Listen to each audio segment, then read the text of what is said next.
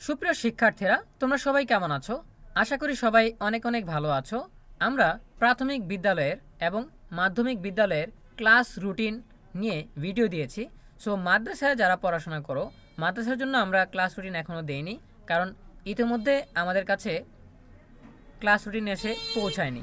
So কিছুক্ষণ আগে class routine প্রকাশিত হয়েছে। এখানে তোমরা দেখতে পাচ্ছ 2024 খ্রিস্টাব্দের 6ষ্ঠ থেকে 10ম শ্রেণীর সমন্বিত ক্লাস রুটিন প্রেরণ প্রসঙ্গে। সো আমরা এই নোটিশ ওপেন করে তোমাদের ক্লাস রুটিন নিয়ে বিস্তারিত আলোচনা করব। সো শুরু করার আগে সবার কাছে ছোট্ট একটা রিকোয়েস্ট করছি, যারা এখনও আমাদের চ্যানেলটিকে সাবস্ক্রাইব করোনি তারা এখনই সাবস্ক্রাইব করে রাখো, তাহলে পরবর্তীতে তোমাদের জন্য প্রয়োজনীয় সকল শিক্ষণীয় আপডেট, সকল পরামর্শ সবার আগে পেয়ে যাবে।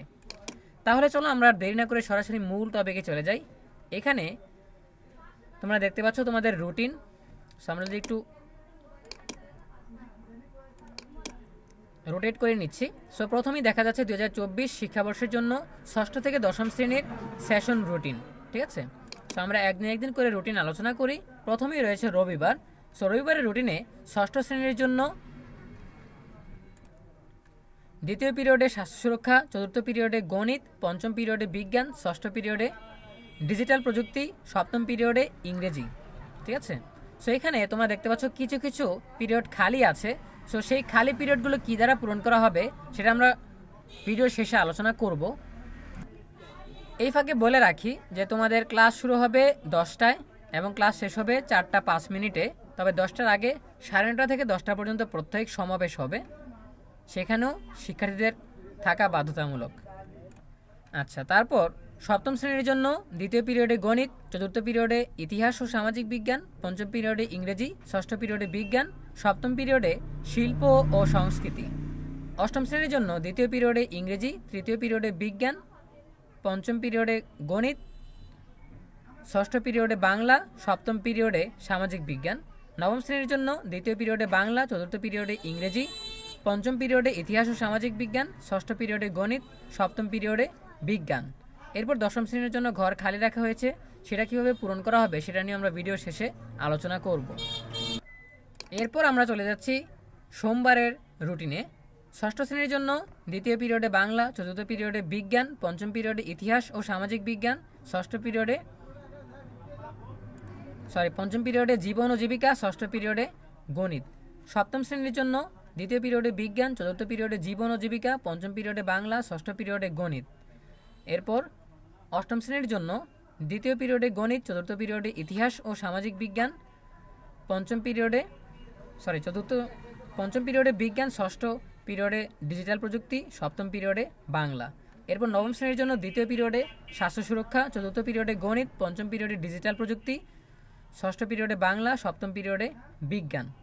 সো তারপর আমরা চলে যাব মঙ্গলবারের রুটিনে।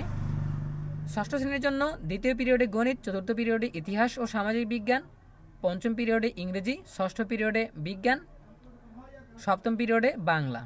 তারপর সপ্তম শ্রেণীর জন্য দ্বিতীয় পিরিয়ডে ইতিহাস ও সামাজিক বিজ্ঞান, চতুর্থ পিরিয়ডে ইংরেজি, পঞ্চম পিরিয়ডে বাংলা, ষষ্ঠ পিরিয়ডে ডিজিটাল প্রযুক্তি, সপ্তম পিরিয়ডে জীবন ও জীবিকা। অষ্টম শ্রেণীর জন্য দ্বিতীয় পিরিয়ডে স্বাস্থ্য সুরক্ষা, চতুর্থ পিরিয়ডে বাংলা, পঞ্চম পিরিয়ডে গণিত, ষষ্ঠ পিরিয়ডে ইংরেজি। নবম শ্রেণীর জন্য দ্বিতীয় পিরিয়ডে ইংরেজি, চতুর্থ পিরিয়ডে বিজ্ঞান, পঞ্চম পিরিয়ডে জীবন ও জীবিকা, ষষ্ঠ পিরিয়ডে ইতিহাস ও সামাজিক বিজ্ঞান, সপ্তম পিরিয়ডে শিল্প ও সংস্কৃতি। এরপর আমরা চলে যাচ্ছি বুধবারের রুটিনে। ষষ্ঠ শ্রেণীর জন্য দ্বিতীয় পিরিয়ডে বিজ্ঞান, চতুর্থ পিরিয়ডে জীবন ও জীবিকা, পঞ্চম পিরিয়ডে বাংলা, ষষ্ঠ পিরিয়ডে গণিত।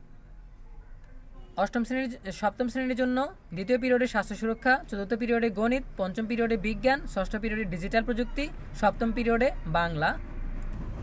অষ্টম শ্রেণীর জন্য দ্বিতীয় পিরিয়ডে বাংলা, চতুর্থ পিরিয়ডে বিজ্ঞান, পঞ্চম পিরিয়ডে জীবন ও জীবিকা, ষষ্ঠ পিরিয়ডে ইতিহাস ও সামাজিক বিজ্ঞান, সপ্তম পিরিয়ডে শিল্প ও সংস্কৃতি। নবম শ্রেণীর জন্য দ্বিতীয় পিরিয়ডে গণিত, চতুর্থ পিরিয়ডে ডিজিটাল প্রযুক্তি, পঞ্চম পিরিয়ডে ইংরেজি, ষষ্ঠ পিরিয়ডে বাংলা। এরপর আমরা চলে যাচ্ছি বৃহস্পতিবারের রুটিনে। বৃহস্পতিবারে ষষ্ঠ শ্রেণীর জন্য দ্বিতীয় পিরিয়ডে ইতিহাস ও সামাজিক বিজ্ঞান, চতুর্থ পিরিয়ডে বাংলা, পঞ্চম পিরিয়ডে ইংরেজি, ষষ্ঠ পিরিয়ডে শিল্প ও সংস্কৃতি, সপ্তম পিরিয়ডে ডিজিটাল প্রযুক্তি।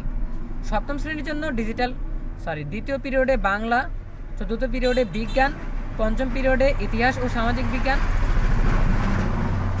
ষষ্ঠ পিরিয়ডে ইংরেজি, সপ্তম পিরিয়ডে গণিত। এরপর অষ্টম শ্রেণীর জন্য দ্বিতীয় পিরিয়ডে ডিজিটাল প্রযুক্তি, চতুর্থ পিরিয়ডে ইংরেজি, পঞ্চম পিরিয়ডে গণিত, ষষ্ঠ পিরিয়ডে জীবন ও জীবিকা, সপ্তম পিরিয়ডে বিজ্ঞান।